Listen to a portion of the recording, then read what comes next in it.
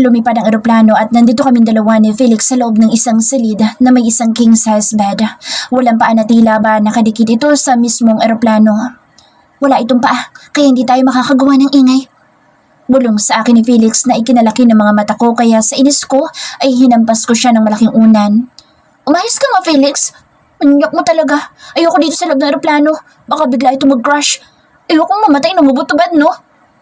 Inis kong ani na ikinatawa niya ng malakas. Napakahilig talaga ng lalaking ito. Wala pa bang laman yung tiyan mo, ha? Nauubos ng katas ko sa'yo pero mukhang hindi ka pa nagkakalaman dyan. Wika niya. Hindi ako kumibo at tumingin lang ako sa ibang direksyon. Ayoko kasing malaman niya na nagkokontrol ako. Ayoko pa kasing magbuntis dahil hindi pa ako handa. Magulo pa ang buhay ko ngayon at ayoko madamay ang magiging ano ko. Ayoko mangyari sa kanya ang nangyari sa akin kaya ayoko pa talagang magbuntis. Mahal ko, gusto ko na magkaanak. Gusto ko nang may tatawag sa akin ng daddy. Wika niya. Saka na muna, magulo pa ang buhay ko ngayon. Hindi naman ako nagmamadali. Bata pa naman ako. Hindi ko pa nga alam kung sino nagnanais na mawala ako sa mundong ito. Wika ko at hindi siya nakakibo. Kinuha niya ang bag ko na kinagulat ko kaya mabilis ko itong inagaw sa kanya pero hindi niya ito binitawan at itinaob niya ang laman ng bag ko. Nang malaglag ang birth control pills ay masama niya akong tiningnan.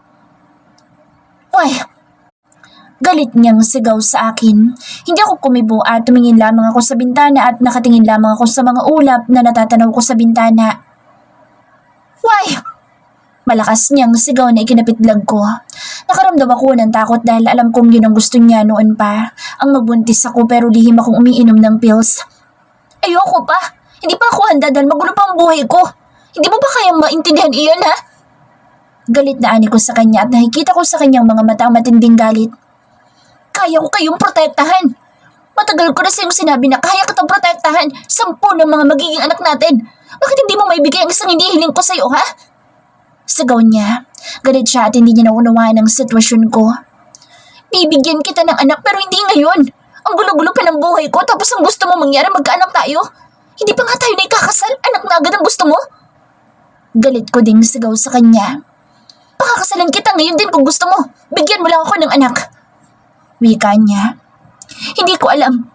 Hindi kita masasagot ngayon dahil ang gulo-gulo pa talaga ng buhay ko ngayon. Saan inaunawaan mo yan? Wika ko pero umiling lamang siya. Inihagis niya sa sahig na malakas ang bote ng pills at galit na lumabas ng silid. Tinampot ko naman ang mga pills na nagalat at ibinalik ko ang mga ito sa loob ng aking bag, maging ang mga gamit na kumalat. Mahirap bang intindihin ang sitwasyon ko? Napakahirap ba para sa kanya na maunawaan ang napakagulo kong buhay? May nagtatangka sa buhay ko. Paano ko mapoprotektahan na magiging anak ko kung alam ko na nasa paligid lang ang taong nagnanais na mawala ako sa mundo? Bakit hindi niya maunawaan iyon? Bakit kailangan niya magalit sa akin kung ang ninanais ko lang naman ay matapos na muna ang problema namin? Masama ba yun? Nakarating gabi ng Milan na hindi na ako kinausapan ni Felix. Inihatid niya kami sa mansyon ng aking mga magulang at nagpaalam na dinagad siya sa kanila dahil hahayaan daw nila na magkaroon kami ng pagkakataong makapag-usap at babalik na lang daw sila mamaya. Hindi nga niya ako nagawang kausapin at umalis na lang agad siya. Nakaramdam ako ng matinding lungkot dahil pakiramdam ko hindi niya ako kayang intindihin. Hindi niya kayang intindihin ang sitwasyon ko at mahalaga lang sa kanya kung ano ang gusto niya, kung ano ang magpapasaya sa kanya. Mahigpit na yakap ang isinalubong sa akin ng aking mga magulang, habang ako naman ay hindi ko alam ang gagawin ko. Ang puso ko ay nakakaramdam ng matinding pangungulila nang maramdaman ko ang mahigpit nilang yakap kaya tuluyan na akong umiyak. Ang mahinang pag-iyak ko ay tuluyan nang nauwi sa aking paghagulhol at yumakap na rin ako sa kanila ng mahigpit. Ngayon ko nararamdaman na sila nga ang mga magulang ko. Hindi ko maipaliwanag ang kaligayahang nag-uumapaw ngayon sa aking puso habang magkakayakap kaming tatlo. Oh God, sweetheart. Kay tagal ka naming hinahanap. Kay tagal ka naming pinanabikan na makasamang muli. Umiiyak na ani ng aking ina. Ako man ay humahagulhol at hindi ko na magawa pang magsalita dahil sa matindi kong paghikbi. Ipinakita nila sa akin ang larawan ko noong sanggol pa ako habang suot ko ang kwintas ko. May kuha din ako noong sanggol ako.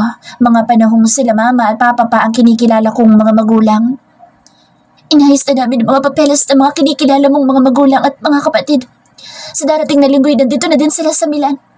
At habang hindi pa natatapos ang gulo, ay mananatili sila dito.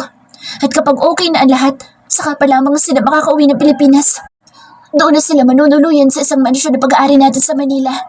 Isinalin ko na ang pangalan nila sa titulo kaya makakapagsimula sila ng panibagong buhay.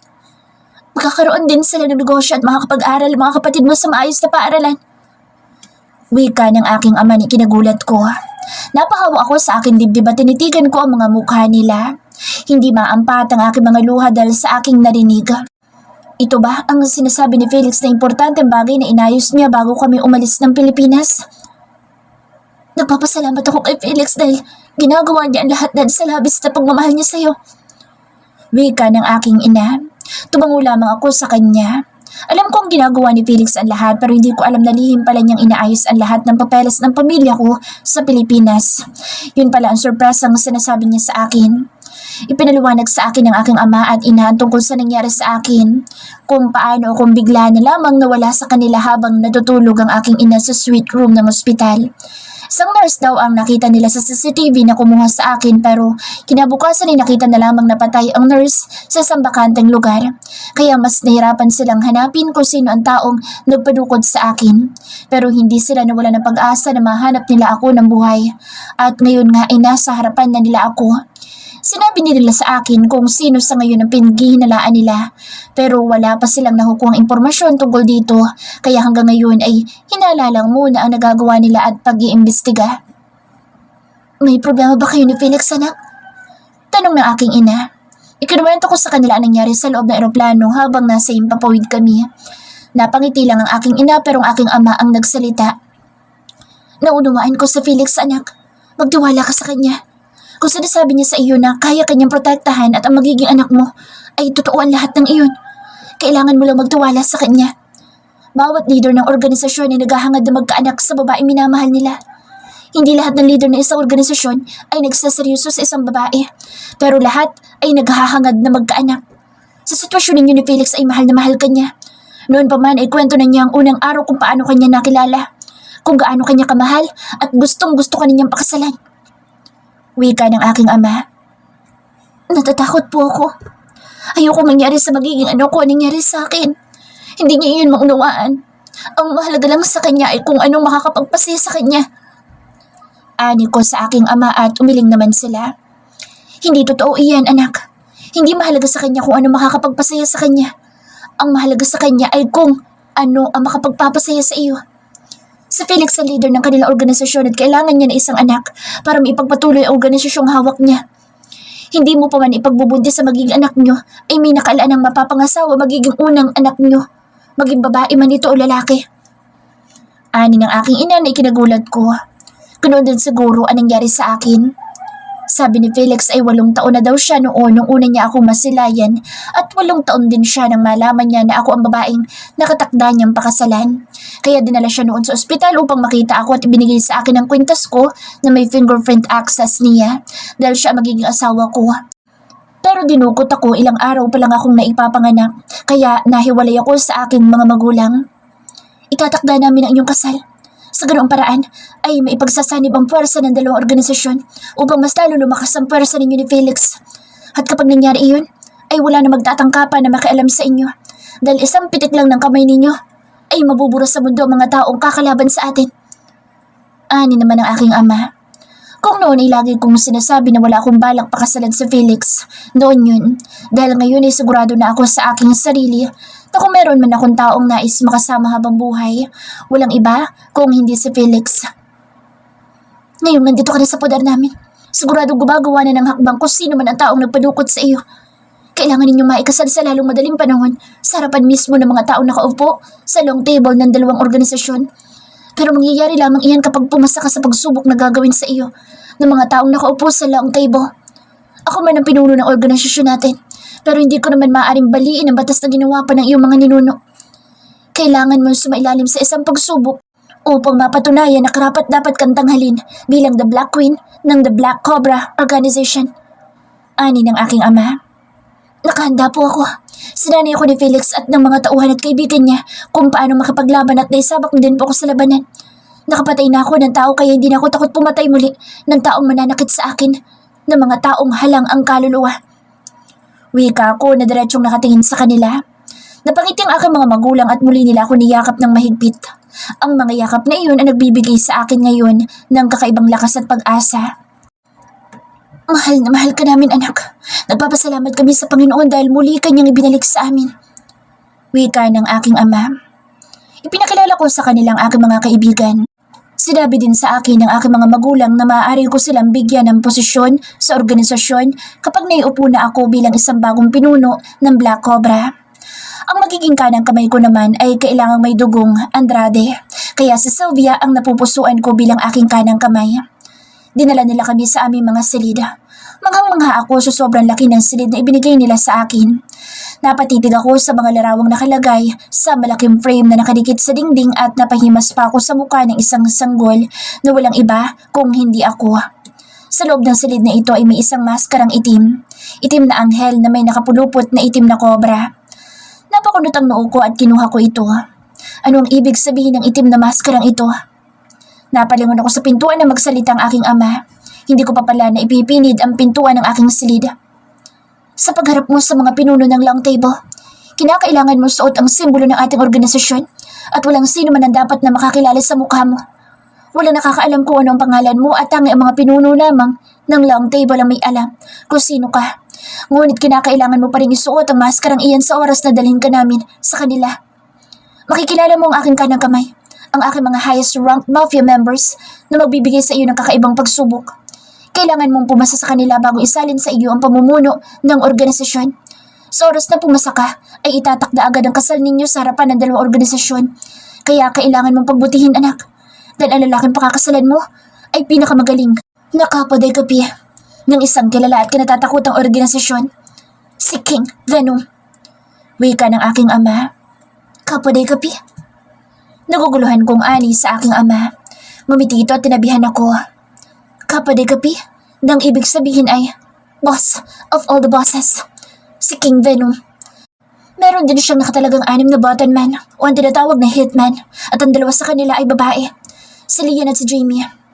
Si Lian, Jamie at si Calix ang pinakamagaling na button man ni Felix, and I believe na si Henry ang underboss.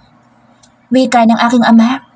Kung gayon upang mapakasalan ako ni Felix, ay kailangan ko makalagpas sa kung ano man ang pagsubok na ibibigay nila sa akin upang mahawakan ko na ang organisasyon at doon pa lang kami maikakasal. Nakahanda po ako. Ani ko sa aking ama. Handa ako sa anuman ang ibibigay nilang pagsubok sa akin. Handa ako dahil dito ko patutunayan kay Felix na gagawin ko ang lahat. Maikasal lang kami. Magaling. Maganda ka na dahil sa susunod na araw ay dadalhin ka na namin sa The Foxhole upang makaharap muna ang mga high-ranking members of Mafia na nakaupo sa long table. Ani ng aking ama. Foxhole? Naguguluhan kong ani. Isa itong underground building ng ating organisasyon na ang tawag ay The Foxhole. Sa kasal mo ay malalaman mo naman ang tungkol sa underground building ng The Venom Organization. Wika ng aking ama. Napakarami ko pala dapat na matutunan at malaman tungkol sa mundo nila. Ito ang sinasabi sa akin ni Felix na ituturo niya sa akin sa oras na makaharap ko na ang aking mga magulang dahil kailangan ko raw malaman ang pasikot-sikot sa loob at labas ng mundo nila. Napatango na lamang ako sa aking ama. Kung gayon ay kailangan ko na talagang paghandaan ang pagkikipagharap ko sa sinasabi ng aking ama na high-ranking members ng The Black Cobra. Felix, person over voice. Nandito ako sa mansyon ni Lolo. Nagpapakalunod sa alak dahil sa natuklasan ko. Kay tagal kong hiniling sa aking mahal na bigyan niya ako kahit isang anak lang muna, pero hindi siya mabuntis-buntis. Akala ko ay may problema ako pero hindi ako makapaniwala na tama ang hinala ni Henry na baka nagkokontrol si Colleen. Apo, minsan kailangan mong unawain ang kalagayan ni Alana. Alam ko naman na mali na inilihim niya sa iyo tungkol sa pagkokontrol niya na huwag mo nang mabuntis. Pero naunawaan ko siya, Apo. Sana ilawakan mo pa ang pangunawa mo sa kanya. Ani ng aking lolo. Muli kong tinungga ang alak. Hindi ko na alam kung ano pang iisipin ko. Masama ang loob ko dahil naglihim siya sa akin. Masama ang loob ko dahil ayaw niya akong bigyan ng anak. Bro, kalimutan mo muna yung sama ng loob mo sa kanya. Ngayon kanya kailangan. Tandaan mo na may harapin siyang pagsubok at wala siyang kaalam-alam kung ano ang pagsubok na iyon. Kailangan kanya ngayon upang matulungan mo siya. Ikaw lang maaaring makatulong sa kanya. Labas na kami sa pagsubok niya pero ikaw, maaari mo siyang gabayan. Ani Henry sa akin. Huminga ako ng malalim at napahilamos ako ng aking palad sa aking mukha. Okay, fine. Pero after ng pagsubok niya, ay mag-uusap kaming dalawa tungkol sa problema namin. Kailangan niya akong pakinggan dahil matagal ko nang gusto magkaroon ng anak. Mahal na mahal ko si Colleen at gagawin ko ang lahat makita lamang niya iyon at maramdaman sa puso niya. Wika ko at nagkibit-balikat lamang sila. Tumayo ako at kinuha ko ang coat ko at nagsimula na akong maglakad papalabas ng mansyon ni Lolo. Lahat sila ay napatingin sa akin at mabilis din silang tumayo at sinundan ako. Opo, saan ka pupunta? Tanong ni Lolo, kaya napahinto ako sa paglalakad at nilungon ko siya. Kay Princess Alana, kailangan niya ako ngayon, Lolo. Ani ko at isang malaking ngiti ang sumilay sa kanyang labi. Mabilis na kaming umalis at tinungo ko agad ang mansyon ng mga Andrade at hindi naman nagtagal ay nakarating din naman agad kami. Hindi makapaniwala si Colleen na nandirito ako sa harapan niya. Hindi pa rin ako makangiti at seryoso lamang ako nakatitig sa kanya. Gusto kong maramdaman niya na masama pa rin ang loob ko dahil sa paglilihim niya sa akin. Pero hindi ako nagpunta dito upang pag-usapan ang problema namin. Dahil nandito ako upang malaman niya ang mga dapat niyang matutunan sa loob at labas ng organisasyong kinabibilangan niya. Huwag ka nang magalit sa akin, please. Hindi ko naman intensyon na lukuhin ka para saktan ka. Ayoko lang muna talaga magkaanak dahil marami pa akong problema dapat na unahin. Mga problema ang kailangan natin lutasin. Hindi natin magagawa yun kung buntis ako. Bika niya sa akin. Tumango lamang ako at hindi pa rin nagbabago ang ekspresyon ng mukha ko. Nandito ako para pag-usapan natin ang pagpunta ninyo ng foxhole. Ang long table na sinasabi sa iyo ng iyong ama na pinamumunuan niya at sa mga taong umuukupa ng bawat upuan ng long table ay ang mga pinagkakatiwalaan niyang high-ranking members ng iyong ama. Katulad ng mga kaibigan ko na sila James, John, Simon, Leon at marami pa. Ang right-hand man ko naman ay walang iba kung hindi si Henry. Si Henry din ang tumatayong underboss ko kung hindi ako available. Kaya lahat ng sasabihin niya ay susundin ng mga high-ranking members ko at mga tauhan namin. Sinita naman ang aking counselor o ang tinatawag na family advisor. Like, kung gusto namin magiganti sa isang grupo ay dumadaan muna lahat sa kanya upang mapag-usapan ang mga bagay na gusto namin gawin. Pero kapag ako na ang nagdesisyon ay wala na rin naman na sila magagawa na dahil ako ang tinaguri ang capo de capi o ang tinatawag ng bawat organisasyon na boss of all the bosses. Ang ama mo ay isang kapo at ako ang capo de capi. Also, kailangan mong malaman ang code of silence. Once you get pinched, make sure na hindi ka magsasalita kapag in-interrogate ka. Wala kang sasabihin na kahit na ano kahit na pahirapan ka pa nila. Hindi mo ipapahamak ang organisasyon kung hindi ay mabubura ang taong iyon sa mundo. At para maging aral sa lahat ay kailangan takutin ng pamilya nila. Huwag kang mag-alala. We don't hurt their families. Pananakot lang ang ginagawa namin unless lahat sila ay hindi mapagkakatiwalaan. We also have a training ground para sa mga Kyujin or young soldier na handang maging isang malakas na kasapi katulad nila John.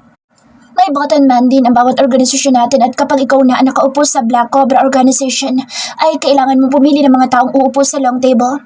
Kasama na doon ang iyong magiging bagong button man o ang tinatawag na hitman, babae man ito o lalaki. Ngayon ay ikaw makakaranas ng pagsubok na magmumula sa mga high-ranking members ng iyong ama. Hindi ninyo ito kontrolado kaya kailangan mong patunayan ng iyong sarili. Kailangan mong patunayan sa kanila na hindi ka undercover cop kaya kailangan mo ipakita sa kanila ang credibility mo by killing someone or ang tinatawag nilang make one's bones. At yun ang una kong pinagawa sa iyo. Kaya gusto kong kalabitin mo ang gatilyo noon sa taong iniharap ko sa iyo. Pero sa akin ay napatunayan mo na ito nang ikaw mismo ang pumatay sa leader ng sindikato na nag-smuggle ng mga batang babae palabas ng bansa. Lahat ng iyan ay napanood na nila. Ang laban ng iyon ay nakarecord ng gabing iyon at yun ang pinadala ko sa kanila. Pumasa ka na doon pero ang kailangan mong patunayan ngayon sa kanila ay kung gaano kakagaling sa labanan ng walang tulong na magmumula sa amin, na mag-isa ka lang. Kapag pumasa ka sa pagsubok na iyan ay itatakda nila ang pagsasali ng organisasyon sa iyong pangalan at tatanghalin ka na bagong pinuno at isa-isang bababa ang mga nasa long table at bibigyan ka ng pagkakataon na mamili ng iyong sariling high-ranking members. Mahaba akong paliwanag sa kanya. Napatingin ako sa kanya at nagulat pa ako na nakaawang ang labi niya at hindi makapaniwala sa dami ng ipinaliwanag ko sa kanya. Hindi ko na napigilan pang aking sarili at siniil ko siya ng halik. Narinig namin ang mga bulong-bulungan ng mga taong nakapaligid sa amin kaya hindi ko sila pinansin at binuhat ko si Colleen na nakayakap sa akin at nakayakap ang mga binti at hita niya sa aking katawan at nagsimula ako maglakad papaakyat sa itaas. Wala akong pakialam kung bahay ito ng kanyang mga magulang. Show me your room. Bulong ko sa kanya. Baliw ka na talaga, Felix! Sigaw ng aking pinsan ngunit binaliwala ko na sila. Hindi ko na matitiis pa na hindi muling maangkin ang aking pinakamamahal na Colleen. Kaya parurusahan ko siya sa paraang alam ko. Pagkapasok namin sa kanyang silid ay mabilis ko siyang naihiga sa kanyang kama habang ako naman ay mabilis na hinubad ang lahat ng kasuotan ko at wala akong itinira na kahit na anong saplot sa aking katawan. Ako muna ang paghandaan mo ngayon. Sasailalim ka sa matinding pagsubok sa akin ngayon. Wika ko sa kanya at pagkatapos ay lumapit ako sa kanya at ako na mismo ang nagubad ng lahat ng saplot niya. Para akong nasa langit nang tuluyan naming maabot ang sukdulan ng kaligayahan at pabagsak siyang nahiga sa ibabaw ko. Maya-maya ay tumayo siya at may kinuha sa drawer niya at tinitigan ako. Please, promise ko sa'yo, pagkatapos ng problema natin ito, kung gusto mo, taon-taon buntis ako. Wika niya kaya napaupo ako sa kama at tinitigan siya. Taon-taon? Sigurado ka? Wika ako. Nakangiti ako sa sinabi niya at gusto kong makasiguro na tama ang narinig ko. Yes, pangako, kahit ilang anak ang gusto mo ibibigay ko sa'yo. Wika pa niyang muli kaya isang malaking ngiti ang sumilay sa aking labi at mabilis kong kinuha ang aking telepono at pinindot ko ang audio record. Ulitin mo ulit ang pangako mo para may pinanghahawakan akong ebidensya. Wika ko kaya inulit naman niya at pagkatapos kong may record ay ibinaba kong muli ang aking telepono at hinila ko siyang muli.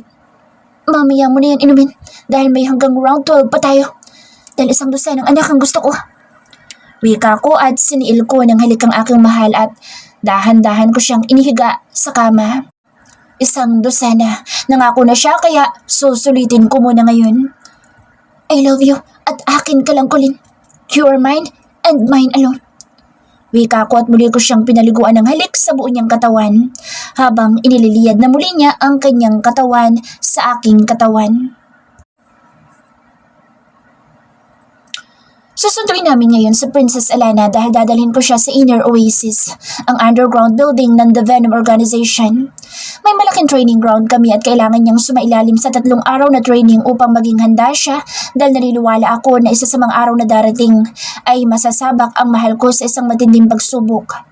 Habang binabaybay namin ang patungo sa mansyon nila ay hindi ko na naman maiwasan na maglikot ang mga mata ko dahil sigurado akong alam na ng mga kalaban na nandito na sa sariling bansa niya si Colleen, ang bansang Milan, Italy. Talasan niyo ang mga paningin niyo.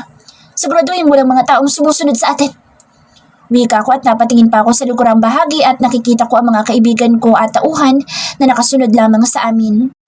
Sa harapan ko naman ay 3 SUV na kulay itim na dala din ng mga tauhan ko na pinamumunuan nila Calix. Sa ngayon ay hindi muna namin pinapalabas ng mansyon si Colleen. Puno rin ang tauhan ng kanilang bakuran para sa seguridad ng babaeng mahal ko. Pero ngayon ay kinakailangan ko siyang dalhin sa Inner Oasis upang manatili doon ng 3 araw na kami ang kasama niya at ang 2 niyang kaibigan na sasailalim din sa training dahil nais niyang maging high-ranking members niya si Olga at Andrea. Ang napili naman niyang right hand niya ay si Sylvia, which is a smart decision dahil napakahusay ni Sylvia sa pakikipaglaban. Pagkarating namin ng mansyon ng mga Andrade ay masaya kaming silalubong ni Colleen kasama ang kanyang 2 kaibigan. Nakahanda na ba mga dadalhin niyo for 3 days? Ani ko sa mahal ko at itinuro agad nila ang mga gamit nila na dala ng mga kasambahay nila na ipinasok na sa sasakyan ni Henry. Okay, kakausapin ko lang saglit ang mga magulang mo upang masundo nila mamayang gabi si mama at papa mo at mga kapatid mo sa airport. Ani ko sa kanya. Gustong-gustong manatili dito ngayon ni Colleen dahil napakatagal na hindi niya nakita at nakasama ang mga kinikilala niyang mga magulang. Pero may oras para doon dahil ang mahalaga ngayon ay matrain siya ng maayos para sa darating na pagsubok na gagawin nila para sa kanya. Mabilis ko lamang namang kinausap ang kanyang ama tungkol sa mga bisitang darating mamaya at bumalik din agad ako sa labas kung saan ay naghihintay na sila sa akin. Huwag ka nang malungkot. After 3 days ay makakasama mo rin sila. Ani ko at isang ngiti lamang isinagot niya sa akin. Naunang lumabas ng bakuran ng 5 SUV bago ko pinaandar ang sasakyan ko sa magkabilang gilid ko. May mga tauhan naman na nakasakay ng motor at sa likuran ko ay mga tauhan ko din at kaibigan. Alerto ang mga mata ko habang binabaybay namin ang daan patungong Inner Oasis dahil ayokong masalisihan kami ng mga kalaban. Napatingin ako sa katabi ko at kinindatan ko ang mahal ko nang malapit na kami sa underground building namin.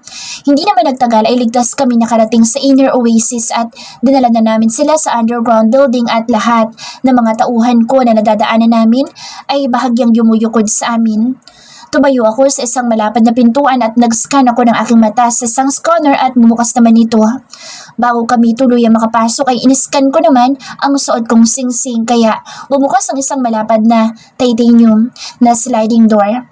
Ang pintuang ito ay mabubuksan lamang sa mga tauhan ko na may access sa lugar na ito.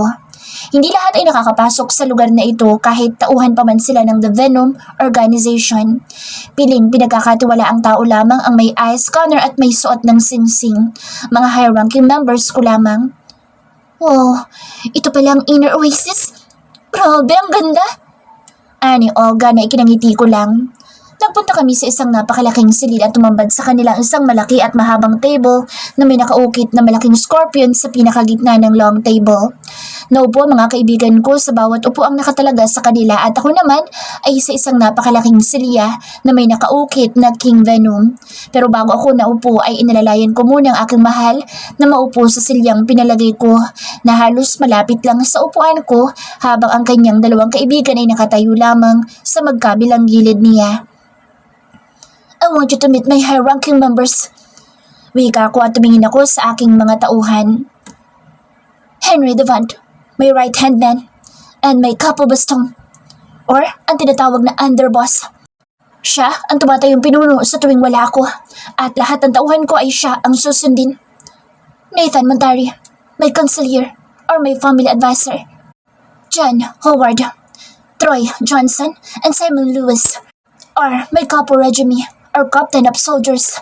Silang humahawak ng mga tauhan ng The Venom Organization at kung kinakailangan lumaban ng mga tauhan namin ay kinakailangan nilang dumaan sa underboss na si Henry bago ito makarating sa akin. James Morin, Leon Sullivan, Jamie Fernandez, Lester Agaton, Calvin Davis, Dylan Villafarte, my 6th hitman. Ngayong nakilala mo ng aking mga high-ranking members, ay gusto kong malaman muna sila ang mga taong aalalay sa iyo at magtuturo kung paano ang makapaglaban. Nakaagapay lang ako sa iyo. Sa loob ng 3 araw ay magsasanay ka lang dito. Hindi ako pwede makialam sa pagtuturo sa iyo dahil magiging malambot ako kung ikaw ang tuturuan ko. Baka ibang klase ng pakikipaglaban na ituro ko sa iyo. Wika ko at tumingin ako kay Colleen. Gusto ko rin maging katulad ni Lian. Ani Andrea na ikinangiti naman ni Lian. Mas magaling naman ako kaysa kay Lian. Gusto mo ba akong subukan? Titirik ang mata mo sa akin at hahalinghing ka na parang nagdidiliri sa sarap pag ako nagturo sa iyo. Ani Lester na ikinatawa ng mga high-ranking members ko at ikinatulis naman ang uso ni Andrea. Titirik ba talaga ang mata ko sa iyo? Baka nga tidbits hotdog lang yung ipinagmamalaki mo. Makatirik ka ng mata, kala mo'y ang laki-laki ng bukol. Wala nga akong makita. Hahalinghing dahil bitin. Sagot ni Andrea na mas lalong ikinatawa ng malakas na mga nakaupo sa long table kaya biglang napatayo si Lester at galit na lalapitan sana sa Andrea. Ngunit mabilis ko siyang sinaway. Pikon kasi totoo. Wika ni Andrea kaya hindi mapuknat ang tawanan sa loob ng malaking silida. Humihirit ka pa kasi. Ayan na pala mo. Wika naman ni Henry kay Lester. Saan ba nakilala ni Princess Helena ang bubit na yan? Kung makasta, akala mo naman kung sinong magaling. Tingnan ko lang ang galing mo sa akin mamaya. Ano bang pangalan niyan, ha? Ani Lester, kaya napapailing na lamang ako. Andrea ang pangalan ko, Mr. Tidbits.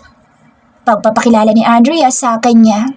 Si Lester Agathon, ang isa sa pinakamagaling kong hitman. Dito siya nakabase sa Milan at kung kailangan ko siya sa Pilipinas, ay nagpupunta naman agad siya doon pero matagal din siyang hindi nakapunta ng Pilipinas kaya hindi pa niya masyadong kilala ang dalawang kaibigan ni Colleen. Nakilala lamang niya mga ito nang sumugod kami sa kuta ng sindikato na nagbebenta ng mga batang babae. Doon pa lang niya nakilala sa mukha ang dalawang kaibigan ng mahal ko. Andrea? Kasing pangit mong pangalan mo. Ani Lester at nakikita ko sa mukha ni Andrea ang pagkapikon kaya bago pa man lumala ang iringan nilang dalawa ay pinatigil ko na sa Lester. May araw ka rin sa akin, Mr. Tidbits. Ani Andrea. Tama na yan. Bakit ba kayo nag-aaway dito ha? Ani ng mahal ko kaya napangiti ako. Buti na lamang at nandito ang mahal ko kaya may katuwang ako sa pagpapalaganap ng katahimikan sa loob ng room na ito. Minsan ay mas malala pa nga sa away na iyan ang nangyayari kapag nagkakapikunan ang mga kaibigan ko dito. Tara na sa training ground. Wala tayong sasayanging oras ngayon. Kailangan na maturuan kung paano sila makipaglaban ng walang katuwang. Kailangan nilang matutunan kung paano nila poprotektahan ang sarili nila sa maraming kalaban. Ani ko at nauna na akong tumayo. Inalalayan kong tumayo si Colleen at isa-isa na kaming lumabas ng silid na ito. Ang inner oasis room.